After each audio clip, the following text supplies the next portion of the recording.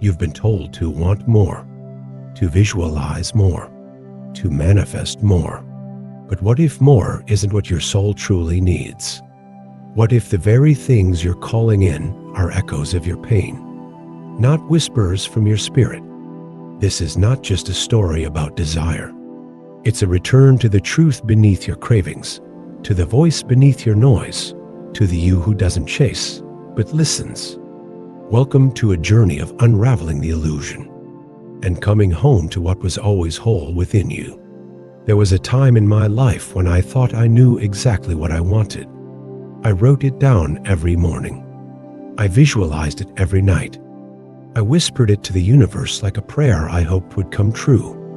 A person, a relationship, a future that looked perfect in my mind and sparkled with the promise of finally feeling whole. I told myself I was manifesting love, that I was aligned with abundance, that I was attracting my highest good.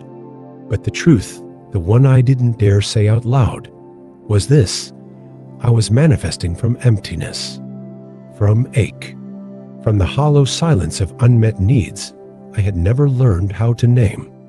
I wasn't calling in love. I was calling in relief. I wasn't aligned with abundance. I was desperate to escape loneliness. I wasn't in flow with the universe. I was trying to control it because deep down, I didn't trust it would show up for me. And when that thing I wanted finally arrived, the person, the attention, the perfect moment, it didn't fill me. It unmasked me. It cracked me open in places I didn't even know I had sealed shut. It wasn't that it was all bad. It was just that it was never meant to save me. But I had made it into a savior. I had made it into a finish line for all my unspoken pain. And when it didn't deliver that salvation, I collapsed. Not because I lost it, but because I had placed everything I thought I was on top of it. I didn't know yet that what I had been doing wasn't healing, it was bargaining. I was asking the universe to give me something that would make me forget the parts of myself I didn't want to meet. I was calling it manifesting. But really, I was just trying to skip the process of becoming whole. I had misunderstood the very foundation of desire. Because not all desire is sacred. Not all longing is born from love. Some of it is residue from trauma, from scarcity, from the stories we were told as children. Stories like, you are only worthy if someone chooses you. You are only safe when things look stable. You are only lovable when you succeed. These are not dreams. These are survival strategies, dressed up as goals. And when we call them in, when we manifest from that place, the universe doesn't punish us. It simply mirrors us. It gives us what we believe we need, so we can finally see that it was never the answer. So we can finally be confronted with the truth. It's not about getting what you want. It's about learning to want from a healed place. I didn't know that then. All I knew was I wanted something so badly that I mistook obsession for alignment. I was so focused on getting there, I didn't notice how much of myself I was abandoning just to arrive. I performed clarity when I was still confused. I used affirmations to silence doubt instead of sit with it. I used positive thinking to bypass pain that needed to be felt. And I thought I was spiritual. I thought I was doing the work. But I was just building a vision board on top of unhealed grief. And grief doesn't care how pretty your vision looks. It will rise. It will make its way into your manifestations. It will live inside your dreams until you sit with it, until you see it, until you say, I don't want to build a life that ignores the parts of me still aching. I want a life that welcomes them home. And that's where real manifestation begins, not from urgency, but from truth. Not from lack, but from grounded desire. Not from trying to get out of the pain, but from trusting that even the pain has something to teach me. That maybe the thing I'm chasing isn't the thing I need. That maybe the real miracle isn't in getting what I want, but in discovering why I wanted it in the first place. There's a kind of hunger that doesn't begin in your stomach. It begins in the space where love once lived and never returned. In the silence that followed a goodbye you never wanted. In the absence of words you needed as a child, but never heard. It's not a hunger for food or success, or even affection. It's a hunger for wholeness mistaken for craving, disguised as desire. And when you don't know what to call it, you chase the closest thing that looks like safety. You chase people who offer attention. You chase goals that promise worthiness. You chase images that look like peace, but only perform it. Because pain has a way of shaping your appetite. When love was inconsistent, you hunger for obsession. When validation was rare, you hunger for achievement. When your presence was ignored, you hunger for visibility. And the worst part is that the world will applaud you for it. It will call you ambitious, independent, resilient. It will say, "Look how far you've come," not knowing you were just running the whole time. Not forward, just away. But you can't outrun pain. It learns your patterns. It follows your success. It sits beside your trophies and whispers, "Now, do you believe you're enough?" And the answer is always almost. Almost enough. Almost there. Almost safe. Almost seen. That almost will haunt you until you stop and ask, what am I really hungry for? What am I truly trying to feel? Because hunger born from pain is clever. It tells you what you need is out there in that person. That number, that moment, that future. But soul hunger doesn't work like that. Soul hunger asks for truth. It doesn't need more. It needs meaning. It doesn't crave the spotlight. It's CRAV's connection, the kind that doesn't ask you to shrink or shine brighter to be kept. And most of all, it's CRAV's coming home. Not to someone, not to a role, but to the parts of yourself you left behind when survival became your priority. You don't need to shame the hunger. You don't need to judge it. You just need to ask where it began. Who was I before I needed to be chosen? Who was I before I thought success would save me? Who was I when I believed I was already enough? The answers won't come quickly. They'll arrive like echoes, like soft reminders, like tears you didn't know were waiting. And as they arrive, so does healing. Because when you name the hunger, it loses control over you. When you understand that your longing wasn't wrong, only misplaced, you begin to forgive yourself. For the chasing, for the compromising, for the praying to be enough in places that never deserved you. You begin to see that manifestation isn't about calling in more. Sometimes it's about calling yourself back. Back from the exhausting pursuit of being lovable. Back from the constant hunger to be seen.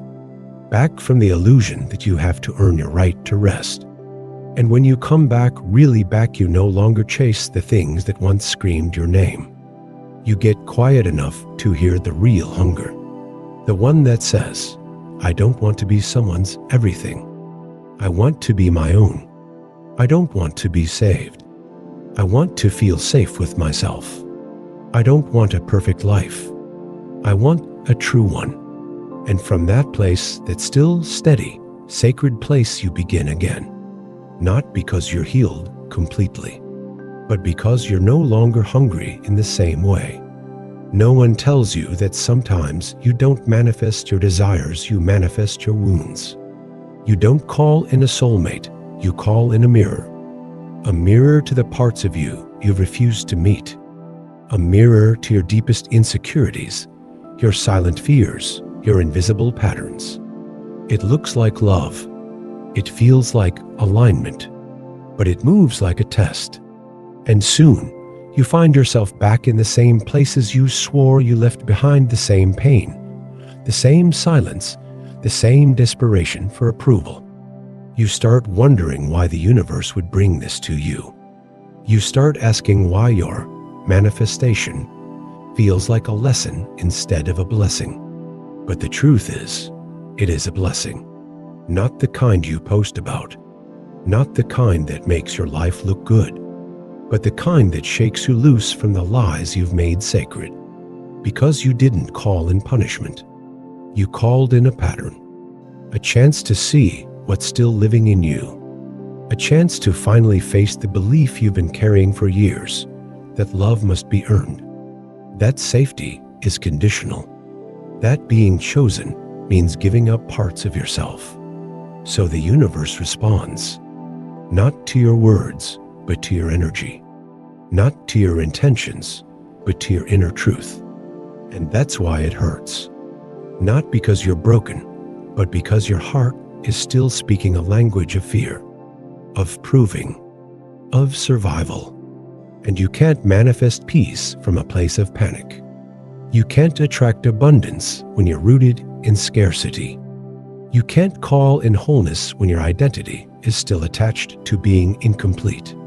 So you manifest a reflection, a partner who withholds affection just enough to echo your childhood, a job that praises your productivity but ignores your worth, a friendship that mimics the one-sided dynamics you grew up normalizing.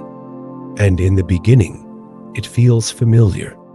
It feels like home not because it's safe, but because it's known.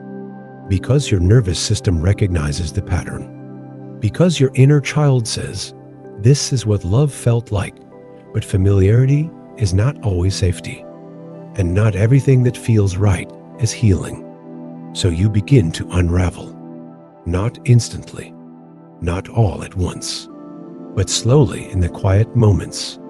In the moments when you notice you're shrinking again. When you hear yourself saying, maybe if I just try harder, they'll stay. When you feel the exhaustion of becoming everything except yourself just to be enough. That's when you know, this wasn't the universe betraying you. This was the universe revealing you to you. It was never about the other person, the job, the dream. It was about the you that still believes worth is something to earn. It was about the unhealed story you've been calling fate. And now you're awake. You see the pattern. You feel the ache. You no longer want to repeat it. That's where healing begins. Not when you attract something new, but when you stop responding the same. When you stop seeing discomfort as romance. When you stop seeing chaos as passion. When you stop making excuses for energy that leaves you empty. Because now, you want something different. Not louder. Not shinier. Just truer. Just steady.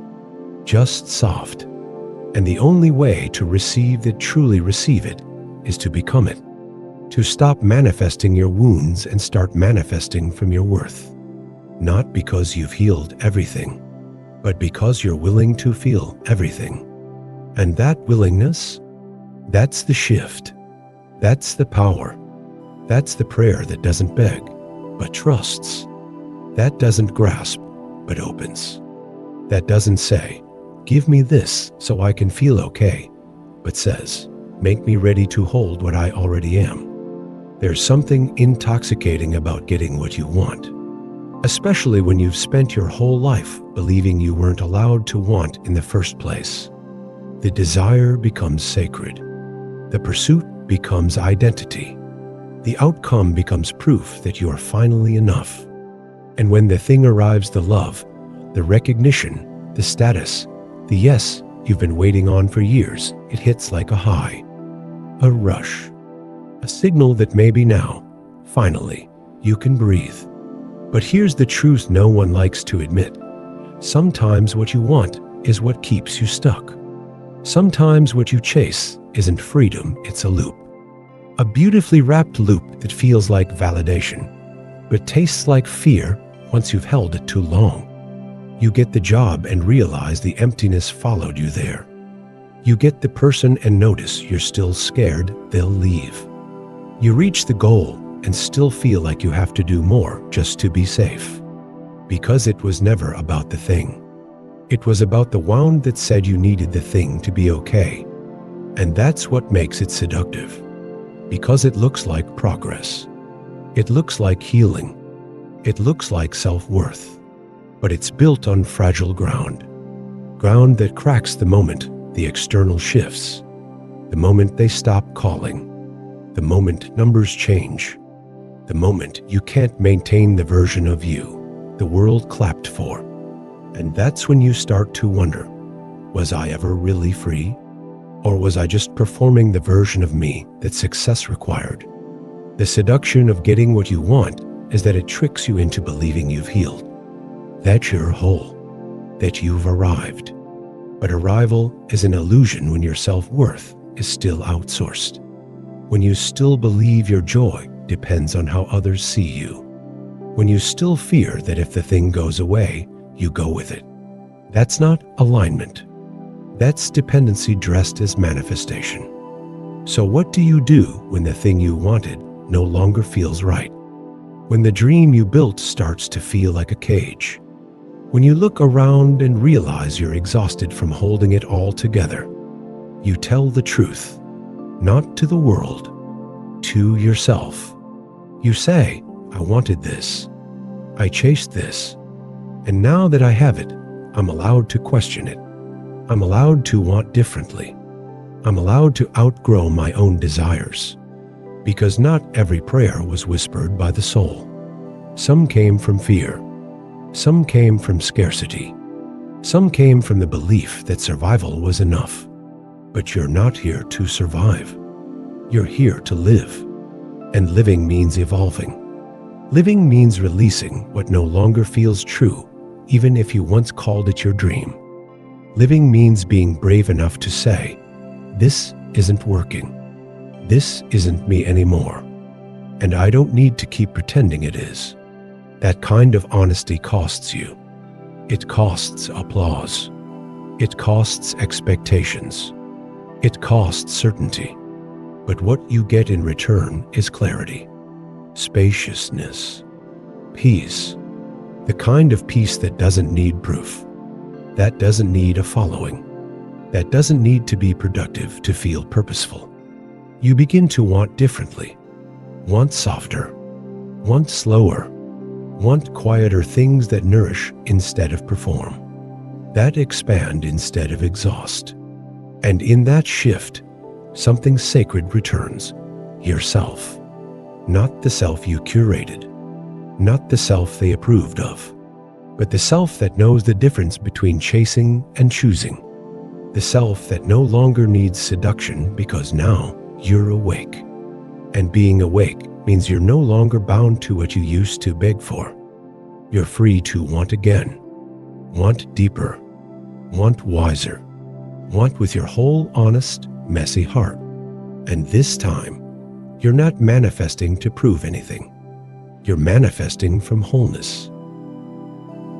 At some point, after the high fades and the applause dims, you're left with a question that rattles you from the inside out. Is this really what I needed? It's not asked with bitterness, not with regret, but with the quiet kind of honesty that only comes when you're finally still enough to listen. You look around at everything you thought would complete you, the goals reached, the relationship secured, the image carefully crafted, and you feel the ache of emptiness, not because something is missing, but because something within you has changed. And that's when you realize you didn't need the thing. You needed what you thought it would give you. You needed peace, safety, belonging, and somewhere along the way, you confused the thing with the feeling. You mistook the relationship for love, the title for worthiness, the success for safety. But they were never the same.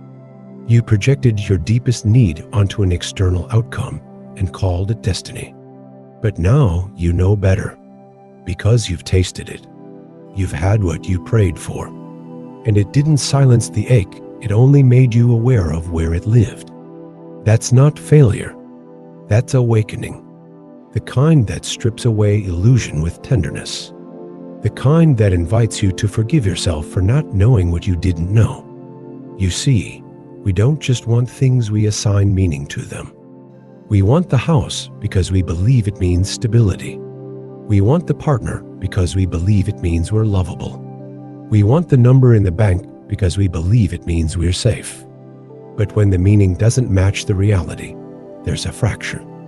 And that fracture is an invitation to come back home to your own truth, to ask, what was I really seeking when I wanted this? What was the feeling I was trying to buy with achievement? What was the wound I was trying to soothe with validation? These questions aren't comfortable, but they're necessary, because only by naming the need can you stop chasing the wrong remedy. And here's the quiet truth you uncover when you ask them honestly. Sometimes the thing you needed wasn't something to hold. It was something to feel the grief you've been avoiding, to feel the anger you swallowed just to be acceptable, to feel the longing that points not to another person, but to a part of yourself you lost long ago. When you ask, is this really what I needed? What you're really asking is, what part of me have I been neglecting in the name of becoming someone else? And slowly, tenderly, the answer arrives. You needed stillness. You needed softness. You needed space to unravel without being punished for it. You needed presence, not performance. You needed someone to see you, not as impressive, but as human. And maybe, just maybe, that someone is you. The one who's been waiting. The one who's been whispering all along. We don't need to keep chasing what was never ours. We just need to come back to your body, back to your truth, back to the sacred knowing that what your soul needs is not always what your fear wants. And that difference, that sacred distinction, is what turns desire into alignment. You begin to want slower, want quieter, want from a place that isn't screaming, I'm not enough, but gently humming, I'm already whole. And from that place, the things you call and don't complete you, they meet you. They don't fix you, they walk with you. They don't define your worth, they reflect what you've already remembered. That's the gift of asking hard questions. That's the beauty of wondering, was this really what I needed? Because sometimes the answer is no, and sometimes that no is what sets you free. There's a question that gently dismantles the illusion of control, a question that doesn't scream, but whispers until you're finally quiet enough to hear it. Who's driving this desire? The soul or the ego? At first glance, it all looks the same. Wanting love, wanting success, wanting to be seen. But the energy beneath the want is everything. The ego wants to be loved, so it can finally believe it's worthy. The soul knows it's already worthy and wants to love in return. The ego seeks success to avoid being forgotten. The soul seeks expression because it was never meant to be hidden. The ego hustles to prove. The soul moves to remember. And yet, we confuse them all the time. We take the loudness of the ego as clarity and call it ambition. We take the longing for external affirmation and call it purpose. We chase what the world tells us we should want, not realizing the soul is patient, quiet, and unconcerned with applause. And because the ego shouts and the soul whispers, we often follow the louder voice. We build the life. We gain the recognition. We hold the relationship. And then we wonder why we feel misaligned. Because while the outside looks successful, the inside feels absent. The soul is absent, not because it left, but because it was never given a seat at the table. So it waits for the moment you notice the exhaustion behind your goals, waits for the silence after the crowd stops clapping, waits for the heartbreak that reveals you are loving to be chosen, not to be real. And when you finally ask the question, who is driving this desire, the unraveling begins. You start to see that some of your most persistent dreams weren't soul-guided. They were trauma-born. They were written during a season of survival. They were shaped by what you lacked, not what you loved. And that doesn't make you wrong. That makes you human. A human who did the best they could with the information they had. But now you have new information. Now you have awareness. Now you have choice, and that choice is sacred. It's the difference between building a life that looks impressive and one that feels true. It's the difference between living from reaction and living from resonance. So how do you tell the difference? Ego demands. Soul invites. Ego says, without this, I am nothing. Soul says, with or without it, I am whole. Ego rushes. Soul trusts timing. Ego resents failure. Soul sees it as guidance. Ego clings to identity. Soul is endlessly becoming. And when you begin to recognize the voice of the ego, you don't have to fight it. You just gently thank it. Thank you for trying to protect me. Thank you for helping me survive. But I'm not surviving anymore. I'm living.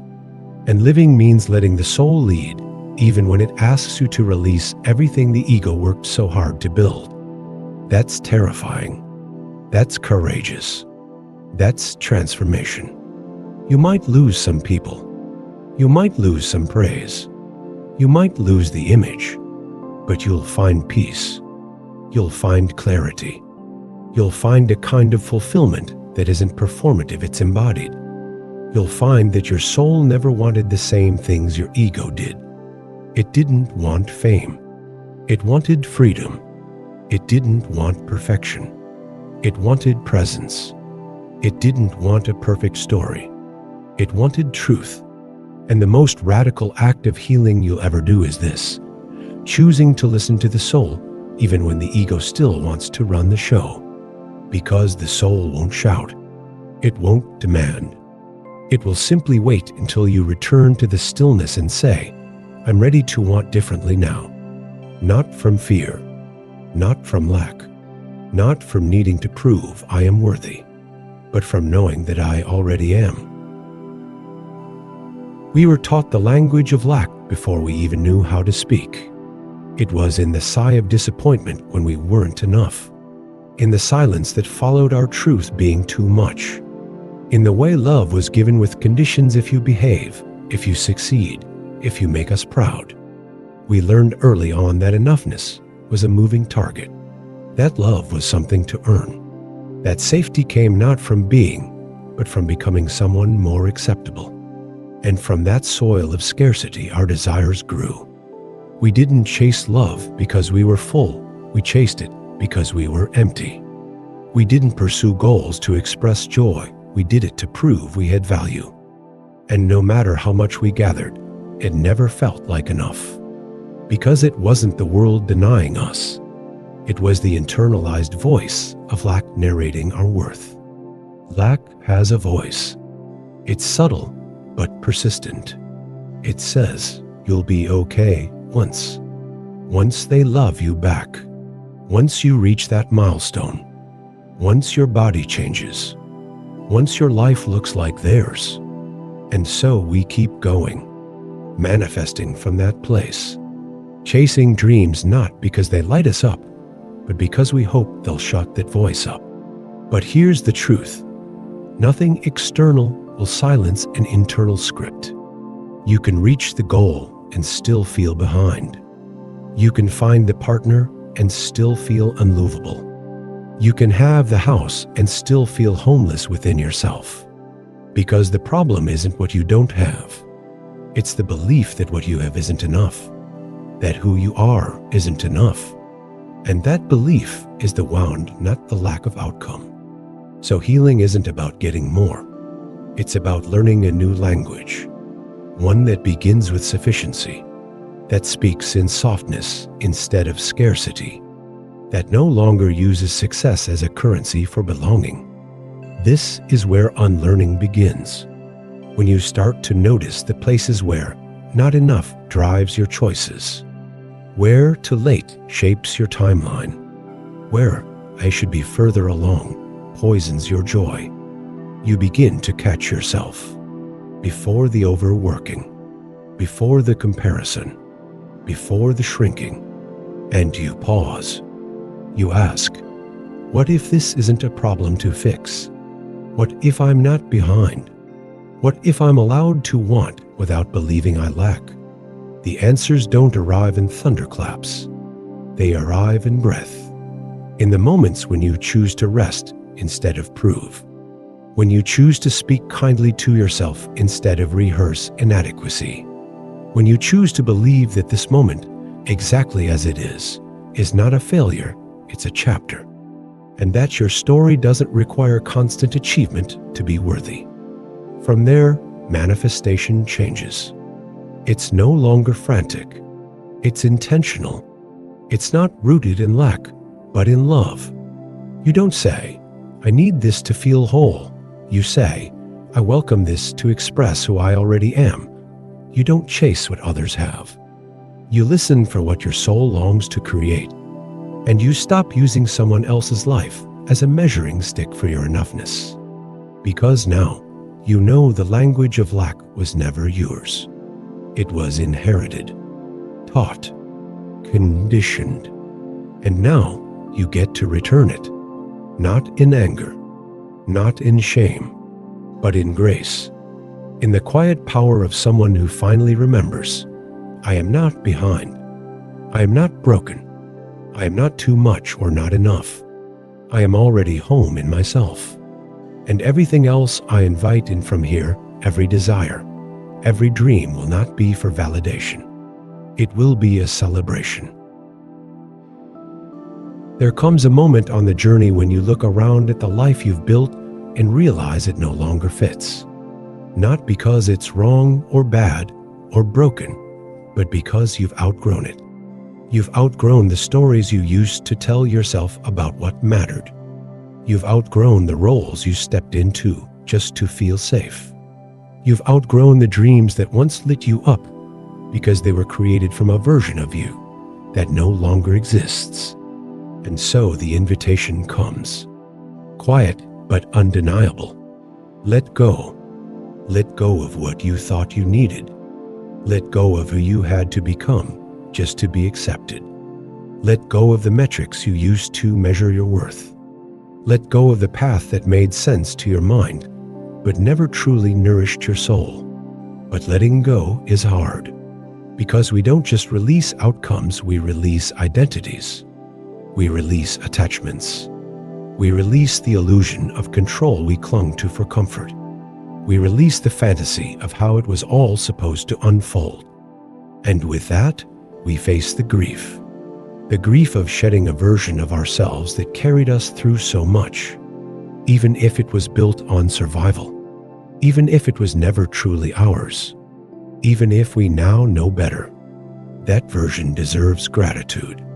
It deserves gentleness, because it did what it needed to do to protect you, to get you through, to hold your heart until you are ready to hold it yourself. But now, you're ready. Ready to stop calling the old dream your truth. Ready to stop pretending the past is still home. Ready to stop asking life to bend around your fear. And that means choosing discomfort, choosing uncertainty, choosing a kind of courage that looks nothing like bold declarations and everything like soft, private release. You might cry. You might shake. You might feel like a fraud for walking away from what everyone else claps for. But deep down, you'll feel a quiet relief. The kind that tells you, this isn't the end, it's the beginning. The beginning of listening again, of creating from clarity, of building not from pressure, but from peace, of wanting without clinging, of dreaming without begging. Letting go isn't failure, it's freedom. It's remembering that nothing you truly need will ever require you to betray yourself. It's reclaiming your voice from the noise, your energy from the expectations, your life from the narratives that were never written for you. And in the space that letting go creates, something new begins to breathe. Not immediately, not obviously, but it stirs.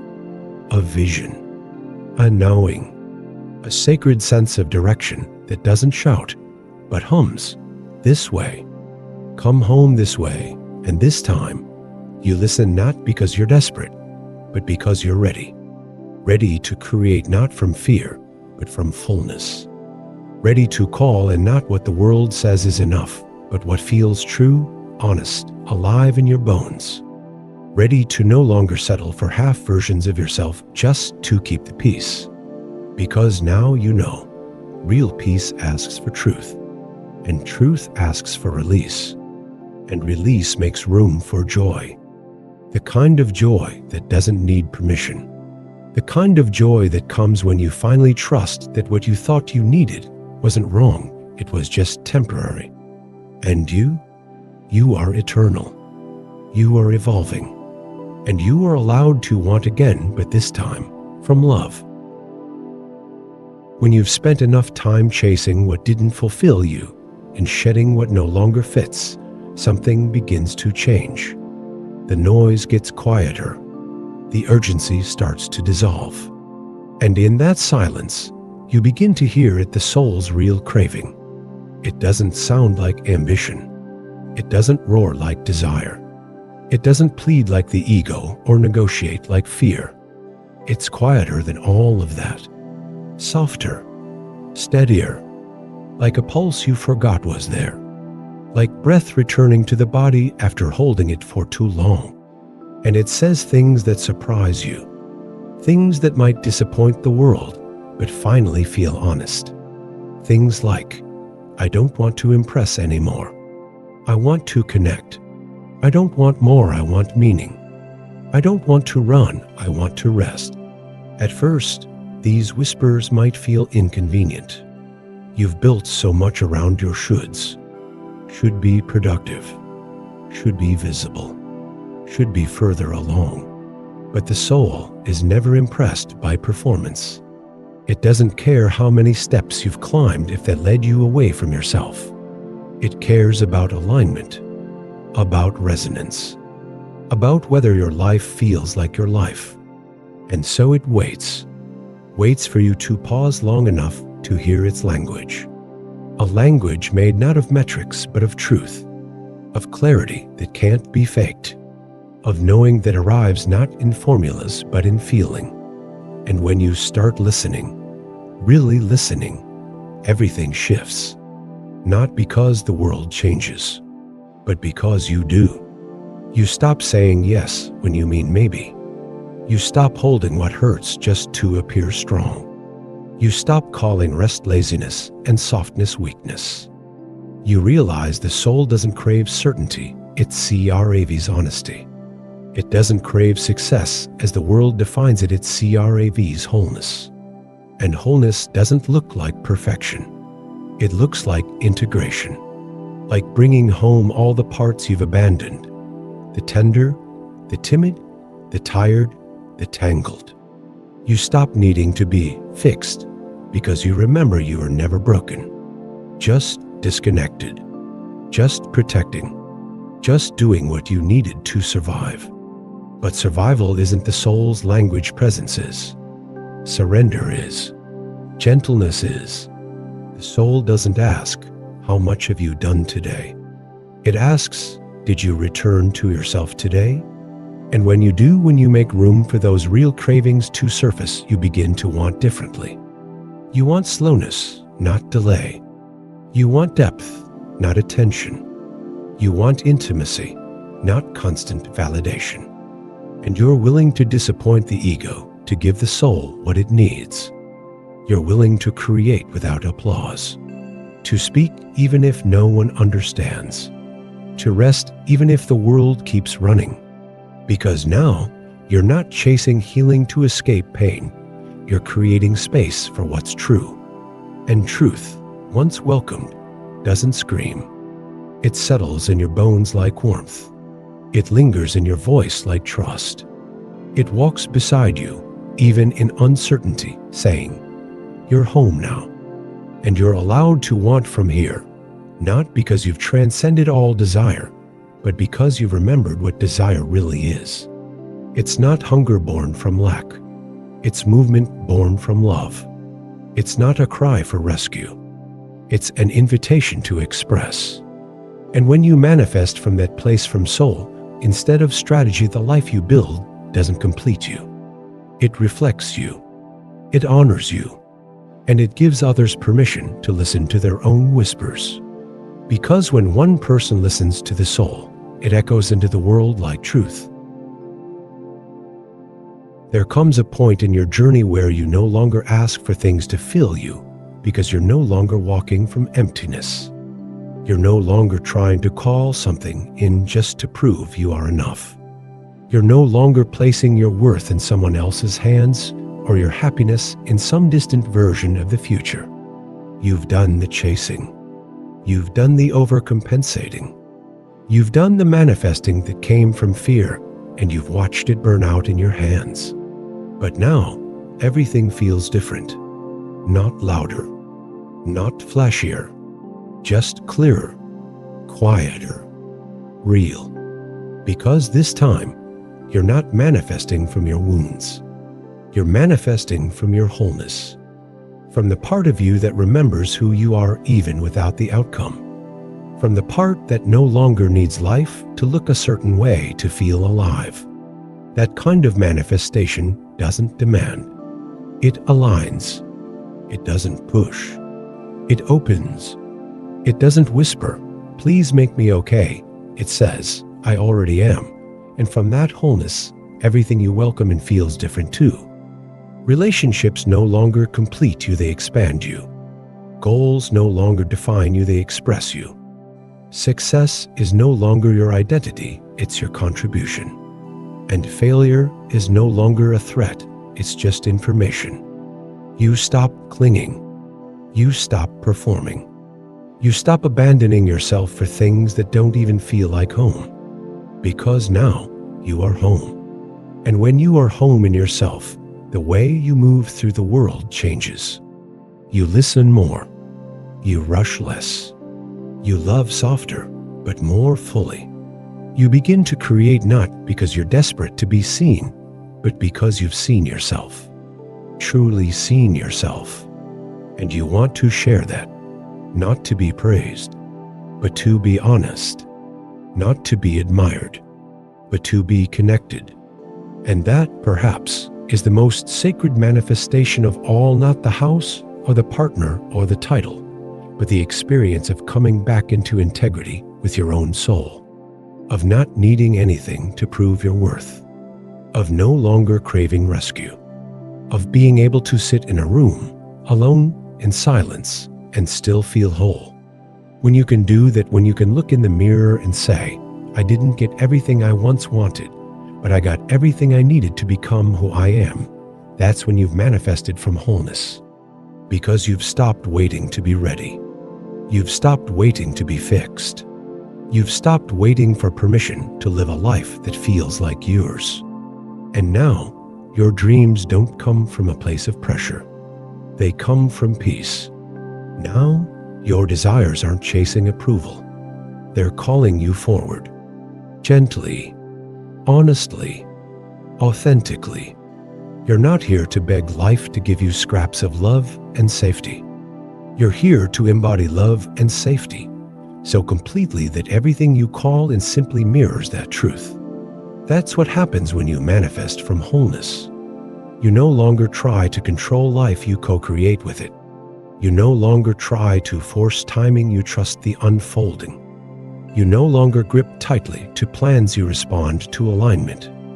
And in that sacred space, manifestation is no longer a tool to escape yourself.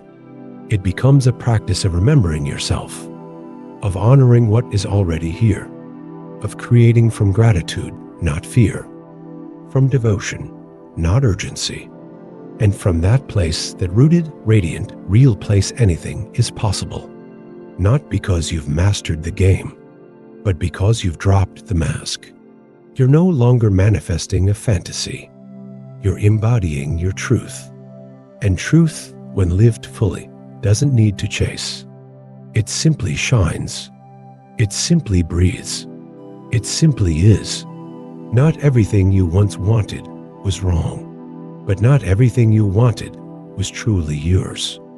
If you've ever felt like getting what you thought you needed left you emptier than before, you're not broken. You're awakening. And in that awakening, you are free. free to release the desires shaped by wounds, free to want again from wholeness, not hunger, from love, not lack, from soul, not fear. This is your permission to begin again, not with striving, but with softness, not with urgency, but with truth. And this time, may every step forward feel like a return to yourself.